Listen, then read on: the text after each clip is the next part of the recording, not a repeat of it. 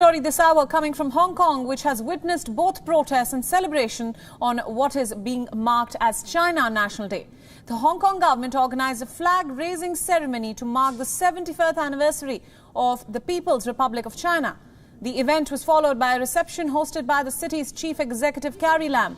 The Hong Kong leader condemned international sanctions against China over the national security law, which is aimed at curbing dissent. 早晨，行政長官，星期年儀仗隊已經準備好啦。過去3個月，擺喺眼前嘅不爭事實係香港社會恢復平穩，國家安全喺特區得到保障，市民可以再依法享有基本嘅權利同埋自由。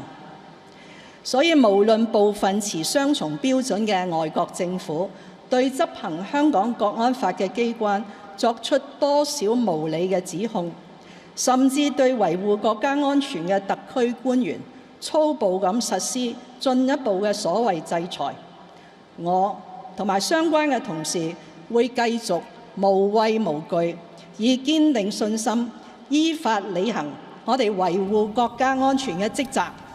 The ceremony came amid protests by pro-democracy activists who called for the release of political prisoners.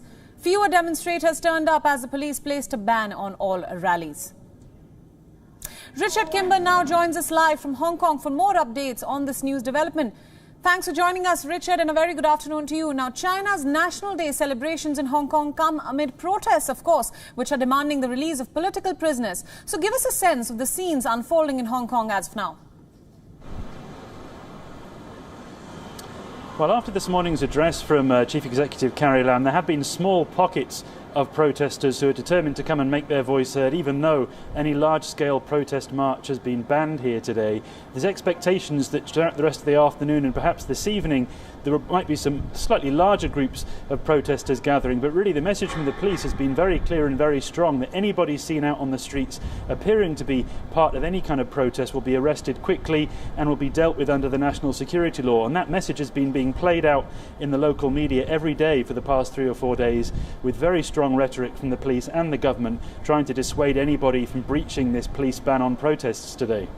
Right, so how have the security forces in Hong Kong responded?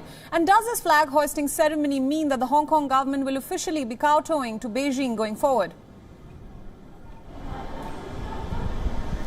Well, the message from Carrie Lam this morning was certainly very clear that the Hong Kong government is completely behind the national security law here and will do everything in its power to make sure that that law continues to be implemented in the city. Of course, that's something that's distressing for a large proportion of the public here, many of whom are broadly supportive of the pro-democracy movement, even if they're not broadly supportive of the disruption that some of the protests last year caused. Right. So the message very strong from the government in support of Beijing. Whether or not there's going to be any more protests will largely depend on how strong the police behave today. They've been saying to local media that they plan to deploy twice as many officers on the streets today as they have done on previous public holidays when there's been a threat to them of protest activity, which again has been a message trying to dissuade people from coming out. The general sentiment here is certainly more reserved with regards to protest activity. People are genuinely concerned about the threat of being arrested under the security law because the terms now for being arrested much stiffer than they were last year before this law was introduced. Right. All right, Richard, thank you so much for all your inputs on this story and thank you for joining us on this broadcast.